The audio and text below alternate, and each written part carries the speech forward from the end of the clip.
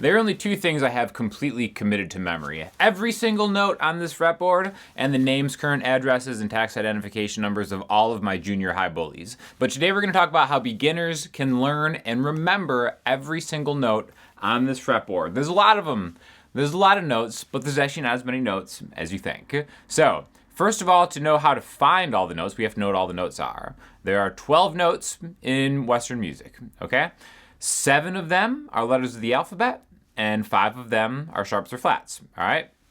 So, handily enough, the 7 letters you need to know are also the first 7 letters of the alphabet, A, B, C, D, E, F, and G, all right? So, in between those notes, we have the sharps and flats. 2 of them don't have sharps, B and E. That's basically the first thing you have to remember, all right? Letters of the alphabet make the notes, B and E don't have sharps, right? So, there we have 7 letters, 5 sharps. 7 plus 5 is 12. That's all 12 notes. So let's start getting right into it.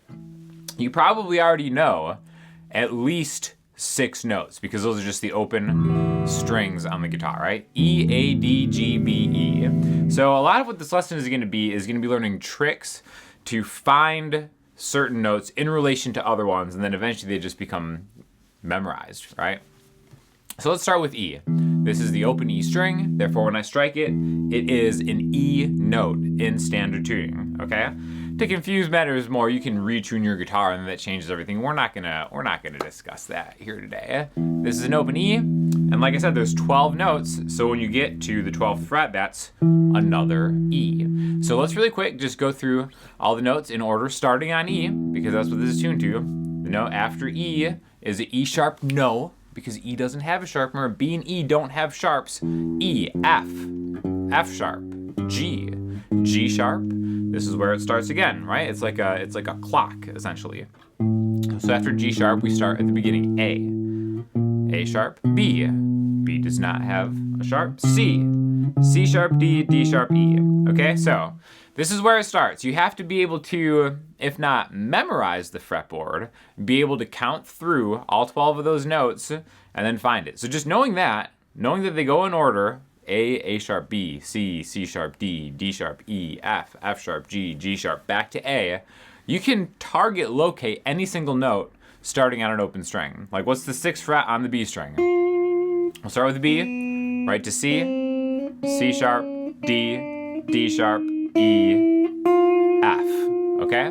So we can do that, but that's really not memorizing the fretboard. That's just kind of knowing how the notes work, what order they are, and then being able to count forward or backwards through them, all right?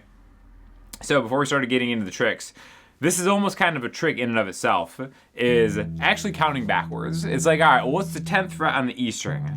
It's like, all right, I go E, F, D. It's way faster just to count backwards. It's like, taking a DUI test, which I'm sure a lot of you have, experience doing right here. So the 12th fret on the E string is E, like I said before, because it's only 12. So the note before E is D sharp, D, okay? So easier to count backwards than forward. So this is going to come in handy once we start doing the rest of the touchstones that we're going to start right now, all right? So let's say that we have an E note. I want to be able to find all the other E notes on this guitar. Okay, so we already found one where it's like, all right, open and then 12. 12 frets higher on the same string is going to give you the exact same note, no matter where you start. The 3rd fret, E, F, F sharp, G. What's 3 plus 12? 15. Well, I could just go all the way down to here to find a higher G, which is the same as, what's 3 to open is the same as 15 to 12. So start kind of mirroring things over the octave. When we say octave, think of 12 notes away. Which, how confusing is that too? Octave means 8, but actually in music it means 12 because it's really going through notes in the major scale, which we'll talk about later. But open to 12, gives you the same note. Open to 3 is a G, 12 to 15 is a G. So start being like, all right, well, that's something that I can kind of connect. If I have the first maybe 7 frets memorized, E, F, F sharp, G, G sharp, A sharp, B. If I have those, then I can do the same thing here. G, G sharp, A sharp, B, C, so on and so forth, right? Now, after that, I think a really great way is to do that across strings, right? An E to another E. Well, let's start on this one right here, this note right here. This is going to be the 7th fret on the A string. If we count forward here, A sharp, B, C, C sharp, D, D sharp, E. Okay? So if I go down a string from the E string to the A string, and 7 frets higher, that's also going to give me the same note as this. Okay? So these are some kind of shortcuts that we can start using. I could go down a string, not counting the B string, which we'll talk about in a minute. I go down a string and add 7, that's going to give me the same note. Or I can go down a string and back 5, and that's going to give me the same note.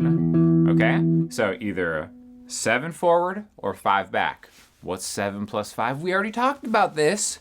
It's 12 notes. All the stuff starts to come together once you start thinking of them in different kind of contexts, right? So now, this is where that octave thing comes in. It's like, all right, well, that's how I find the same note on the E string and the A string. What if I want to go to the next octave? This shape is going to give you the next highest note that you're on. So here's 7A, which is an E. I can go through the major scale shape, which again, shapes are important. If you've never checked these out, check out my Patreon. But basically, this is where the word octave comes from. 1, 2, 3, 4, 5, 6, 7, 8 will give you that first note again. So, again, the trick here is 2 frets higher, 2 strings down will give you the next E. Okay? So E, E, E, E. Or we could also start to incorporate some of the stuff that we did before. If I want to find the D string E, I can just go down a string. I have my touchstone, my part right here, go down a string 5 frets back. 7 to 2. That gives me an E. Or I could go up a string. So I'm 7 plus 7, 14. 12 to 14. It doesn't matter how you get there. There's a couple different ways to get there. Even just being like, all right, I know that E is close to D. I know that the 12th fret on the D string is a D. D, D sharp, E.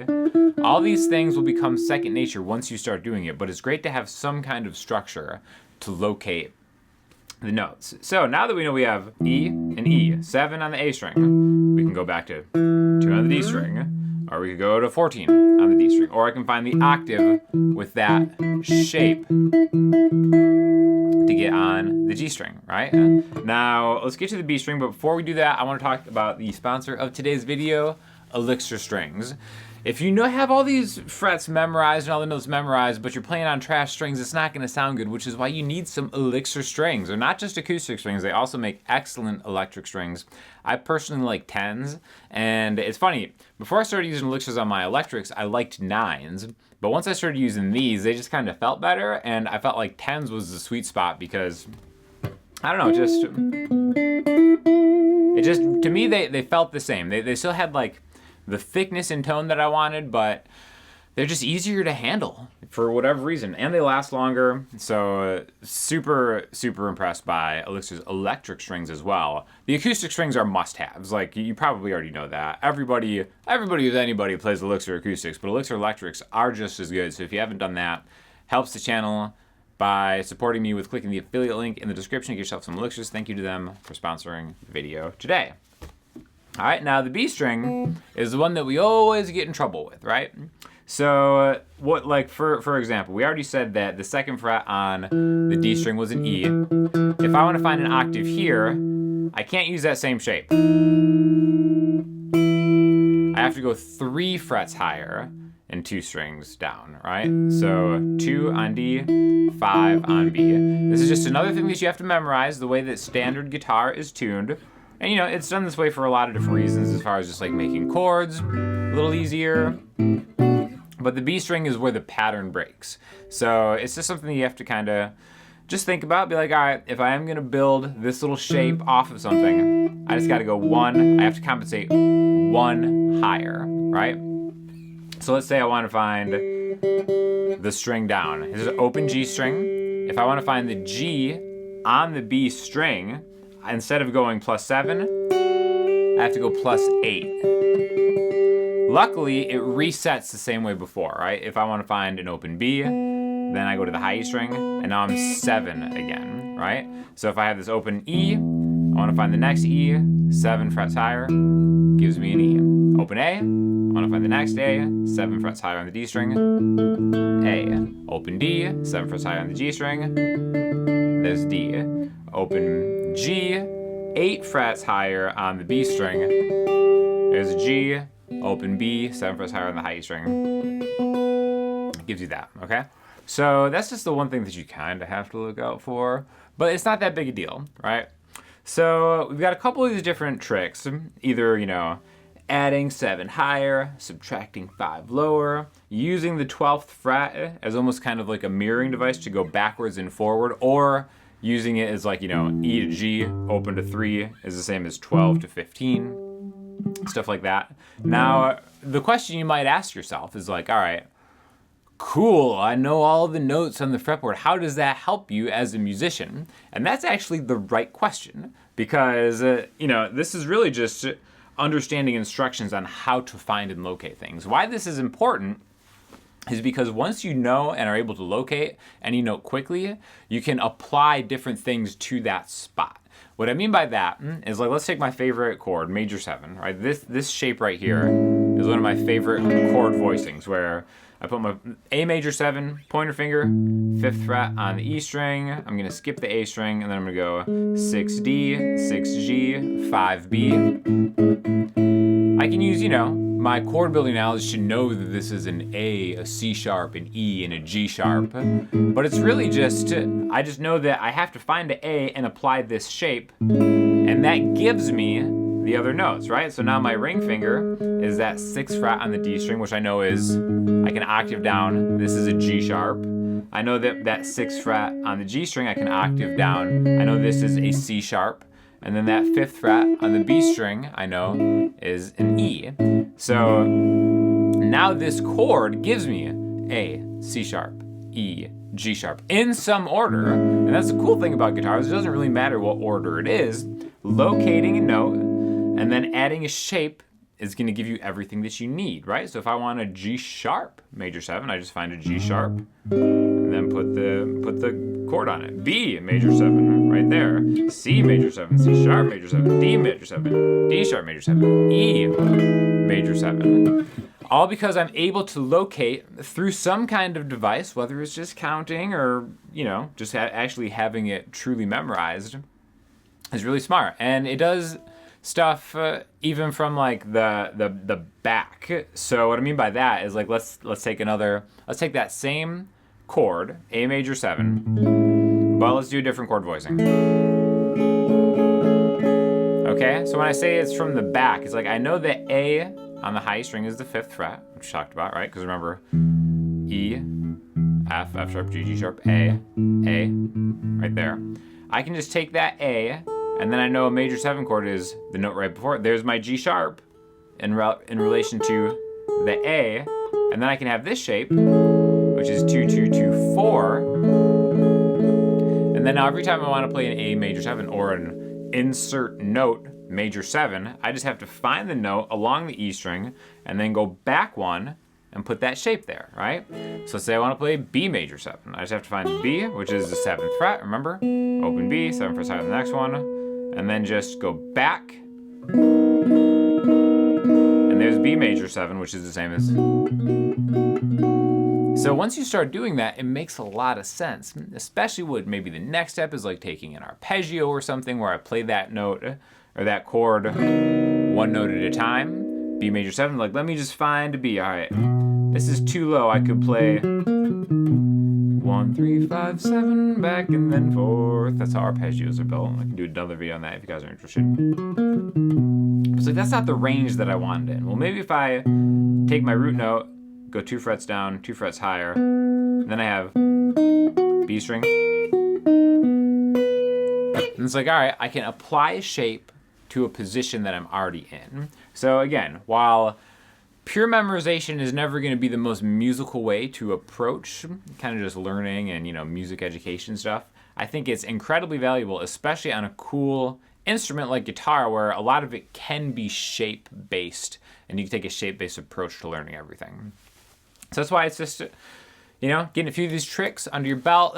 Definitely the octave trick is probably the one that I've used the most. And And then if you just think of like, all right, you know, maybe this is getting kind of boring the way that I'm playing everything. Try a different root note and play a different chord voicing or something on top of it, because it's a really easy way to memorize all the frets in just a few short minutes.